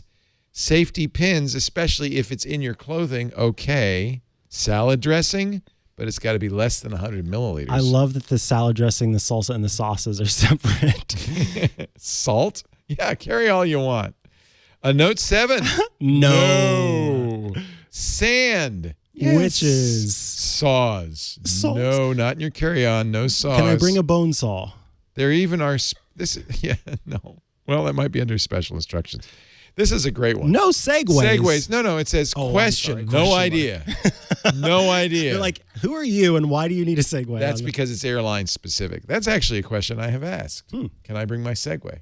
You really did ask that? Yeah, we have You two wanted to bring it with you? Segways are great for getting around, the towns. But now you visiting. got Birdo scooters.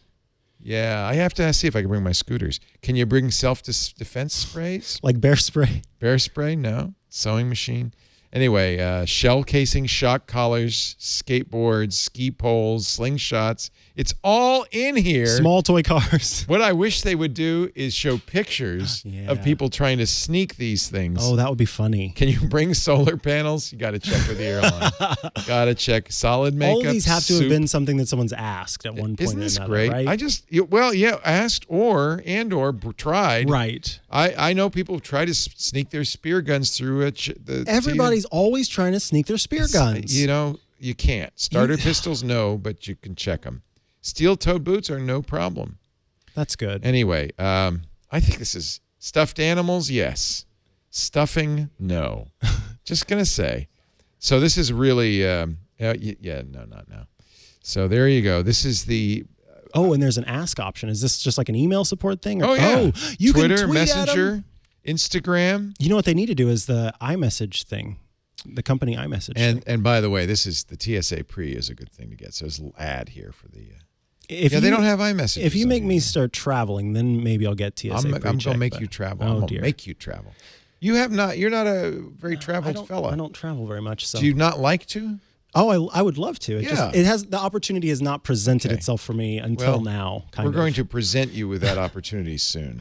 But so like the most that I've traveled is to CES and things like that in the past, and so for I think there's once a year trip to St. Louis in your future. TSA pre-check. That won't be really anything exciting for you, will it?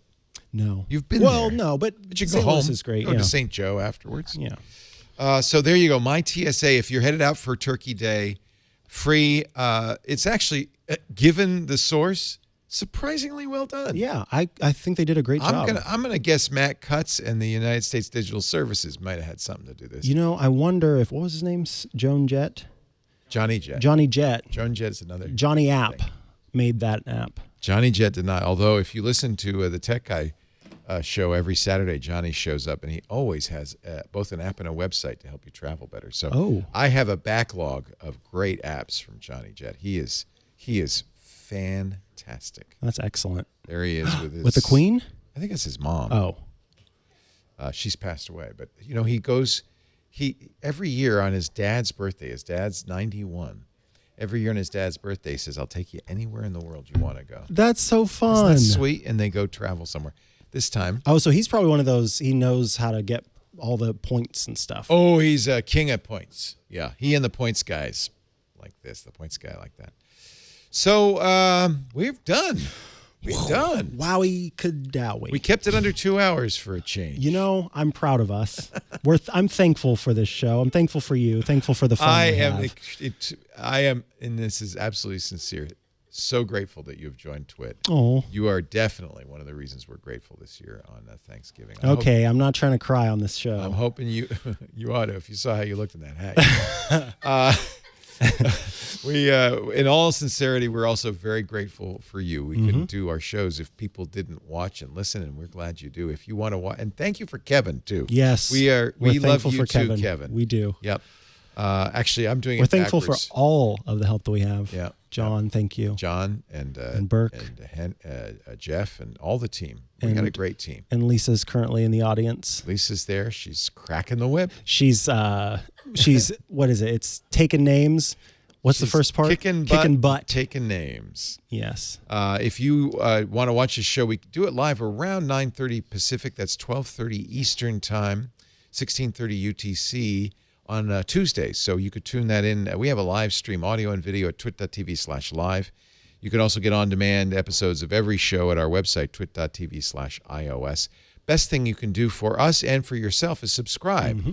When you subscribe in your favorite podcast application, and anyone will do Apple's podcasts or Google's or Stitcher or Slacker or Spotify, Pocket Cast and Overcast. When you subscribe in those, it gives them a signal, and it actually helps us with discovery because they'll move us up to the top of the lists. But it also helps you because that way you'll get the show automatically the minute it's available, and you don't have to even think about it. You'll just have it when you want to listen. Again, twit.tv/iOS, and all the subscription information is there. We love getting your questions. Mm-hmm. What is that email address? That is iostoday@twit.tv, where you can send your emails with videos or with photos or with audio.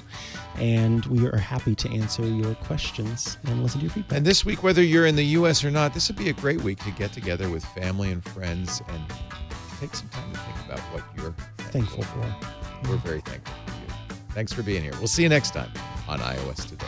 Bye-bye.